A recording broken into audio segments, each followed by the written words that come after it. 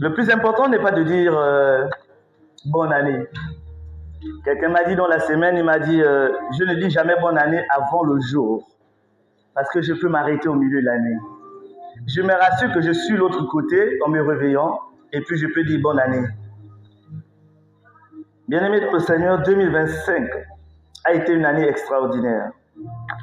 Extraordinaire avec ses lots d'échecs, de réussites, des maladies, des guérisons.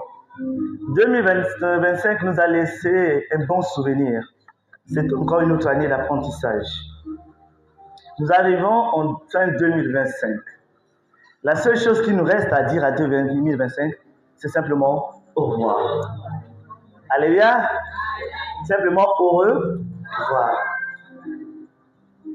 Maintenant pour l'année 2026. Qu'est-ce que le Seigneur nous préserve? Qu'est-ce que le Seigneur attend de nous? 2026. Prépare-toi. Attrape bien la chaise. Parce que ça va se secouer. Attrape la chaise. Laisse ton sac. Attrape la chaise. Ça va se secouer. Alléluia. Parce que tu veux savoir qu'est-ce qui va se passer en 2026. Je bénis le Seigneur parce que chaque fin d'année, chaque début d'année, il me donne un message et il rend témoignage de ce message. Et cette année, est-ce que je peux te donner le message du Seigneur? On a longtemps parlé. On a longtemps prié. On a jeûné. On a fait les efforts. On a fait tout ce qu'il fallait sur le plan spirituel. Alléluia. On a beaucoup réfléchi. On n'a plus rien à redire. Amen. Vous savez, quand un vieux couple s'assoit ensemble, il y a des moments où ils ne parlent pas parce qu'ils manquent de sujet, mais parce qu'ils ont déjà tout dit. Donc, au risque de mentir les autres, ils se taisent un moment. Amen. Donc, avec Dieu, on avait fait toutes les prières. Il n'y a plus de prières à faire à Dieu. Amen. Ce n'est plus le temps de prière. 2026. Est-ce que tu m'écoutes? 2026. C'est l'année de l'action. Non, tu ne m'as pas écouté. 2026. C'est l'année de l'action.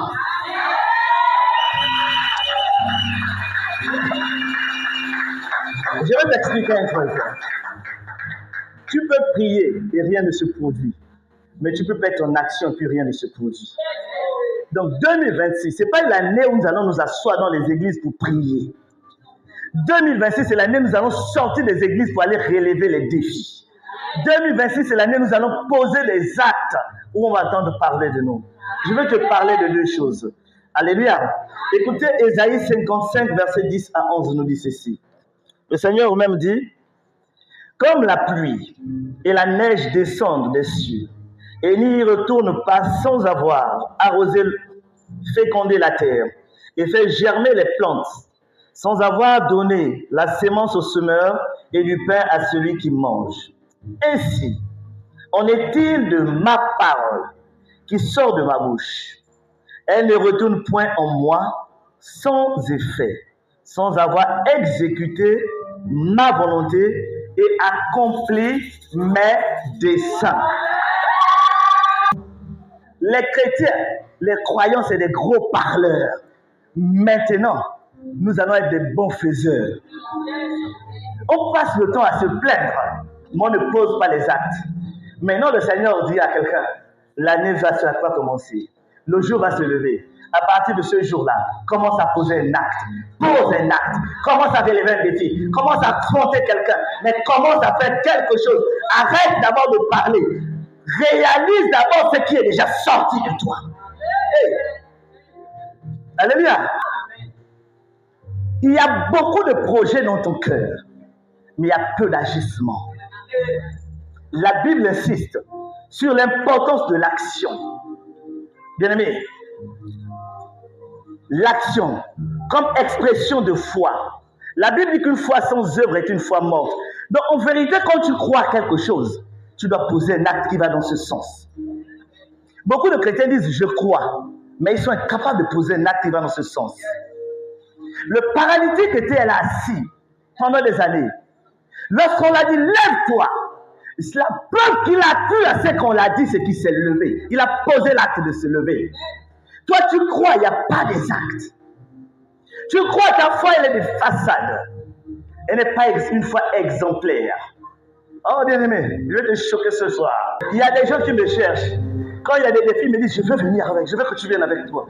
Je dis, pourquoi? Il dit, mais parce que tu as quelque chose que moi je cherche. Qui cherche quelque chose que tu as? Personne ne cherche le diplôme, c'est faux.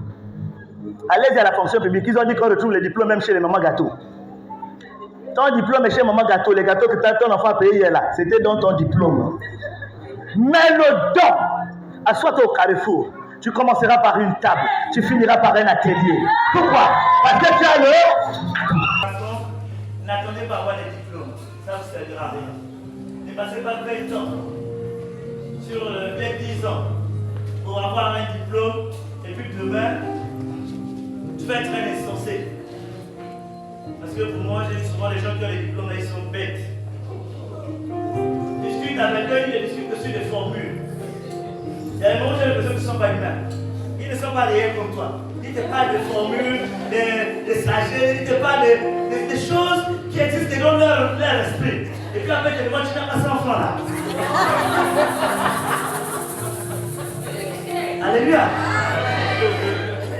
Vous n'avez jamais vécu ça? Il vient là, il te fait le reproche, il te parle, et puis tu attends qu'il parte, tu te dis non, je t'attends. Tu m'attends pourquoi? Tu as fini de m'insulter. Alléluia. Mais celui qui n'aime pas, on n'a pas les diplômes. Il n'a pas le temps de la discussion. Il a le temps de l'action. Lui, son travail, c'est chercher. Il sait que la vie, là, c'est monnaie. Hein? La vie, c'est quoi? Hein? Quoi? Hein? Parle fort. Jazz. Amen. La vie, là, c'est quoi? Que tu aies les diplômes, que tu n'as pas les diplômes, la vie, c'est quoi? L'argent. Hein? Ils savent que l'argent se déplace. Donc, eux aussi se déplacent. Il n'a pas le temps pour t'écouter pendant des heures à les expliquer. Laisse avoir le menu. Laisse les ongles.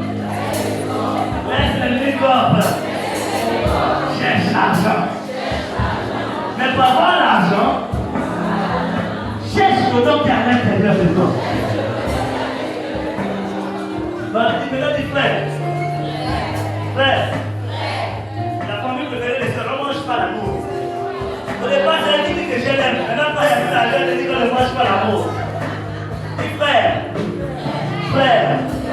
Frère. On ne mange pas l'amour. Arrête de travailler trop fort. Découvre ce qui est à l'intérieur de toi. Parce que quand la vie a découvert, il est devenu roi. Amen. Découvre ce qui est à l'intérieur de toi. Notre travail là, bientôt tu vas arrêter. On va t'appeler quoi? Rejeté.